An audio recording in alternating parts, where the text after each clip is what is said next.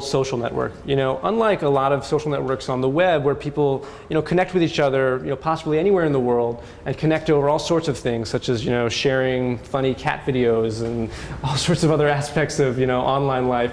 There's a very interesting real world social network that's sort of hidden, right? That we can't really, that we haven't really been able to measure yet because, there weren't any logs for, people actually moving around the real world until now. And so we think that, by looking at this amazing location data, we can really understand how people interact and form real-world social networks. And we think that this is a very powerful idea, but we've only really begun to ask the right questions about, sort of how to build this thing. And so if you have any ideas for how to solve any of these questions, please find me after the talk. So just to conclude, I really want to stress that this is a very unique data set, created by millions of people interacting with each other and interacting with places all over the world. And also that we're operating at a really massive scale. Today I'm talking about millions of places and millions of people, but there's now over 1 billion devices in the world that are just constantly emitting this signal of latitudes and longitudes and timestamps. And so the opportunity to take advantage of that massive amount of data is just sitting right in front of us. Thank you very much.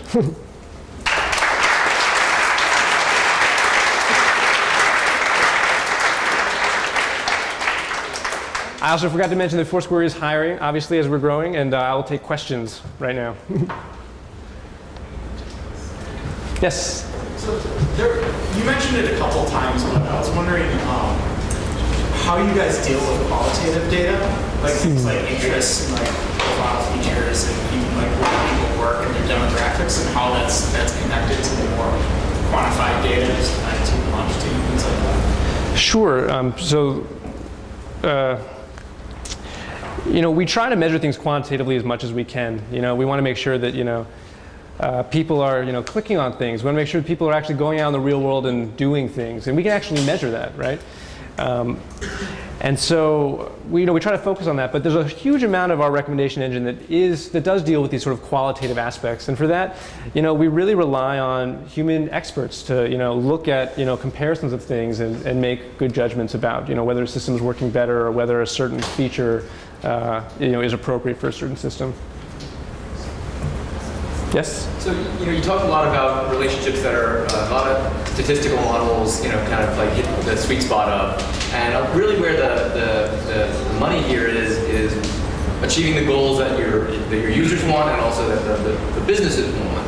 Mm-hmm. And, I was like, for example, I remember that slide where there were the 3 boxes and you had the growing number of check-ins. And I thought it would be much more, for the business, it would be much more useful information to know how much, what the acceleration of the derivative of that curve would have been. Because I don't know the total. I need to know how much that's growing, how rapidly that's growing, or how it's shrinking. And then in the other one on the left, I thought, well, yeah, there's the sweet spot where everyone who knows each other checks in together. But what about people who don't know each other? When does that saturation become something that's different? So what are you doing to find relationships? What kind of machine learning or genetic algorithms or things like that are you using to find relationships that aren't obvious, that aren't because you're talking about a lot of obvious relationships in these graphs, and you've chosen specific data types that relate to each other. Things that are you using any algorithms that so for example create some sort of genetic marker that can show a relationship over this entire system that you might not even know what the relationship is, but it says this is a recommendation. So I would argue that looking at the way a social network interacts with a business is completely not obvious, right? Like if you're a merchant and you just see people walking through your door, you have no idea who those people are, and you have no idea about the value associated with them, right? So one of the things that we provide on our merchant dashboard is these tools, which is almost like Google Analytics, but for the real world. And it's these metrics like, how many of the people who are checking into my venue are sharing it with their friends, right? These sort of things you wouldn't be able to tell. It's not obvious from looking at a person walking into your store, like whether or not they're very influential in their social network, whether or not they represent a whole social network that you haven't even touched yet.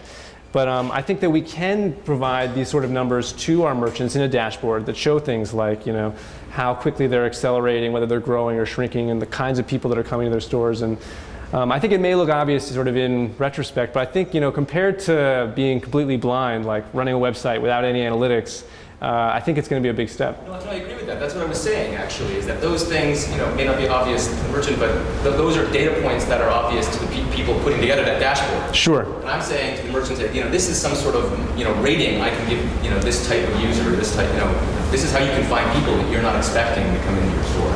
This is how you can do marketing to find people that are not coming in. Because I don't care if they're already coming in. I want to get people I don't know yet. Yeah, that's totally the idea, right? Is to give merchants these tools to understand who's coming to their stores, and then to actually, drive traffic, like real foot traffic. Press a button and get, people into an empty restaurant. That's sort of the idea behind, our merchant dashboard and our merchant tools. Yes. You guys do a lot in terms of the microeconomic side of things, particularly given the revenue generation and local ads. Yeah. On the macro side, have you tried putting together proxies for retail sales, consumer confidence, those sorts of things that may be related to foot traffic and broader movement across categories? And you open that data to researchers at the Federal Reserve. Yeah, so that's something that we're definitely considering. I would love to find ways to build these aggregate signals like,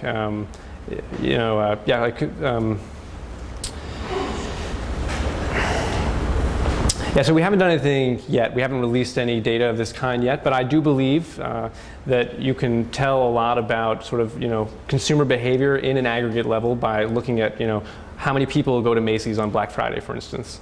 I think that's definitely the kind of thing that you can pull out of this data, but we haven't really fully explored that space. We're still a small company.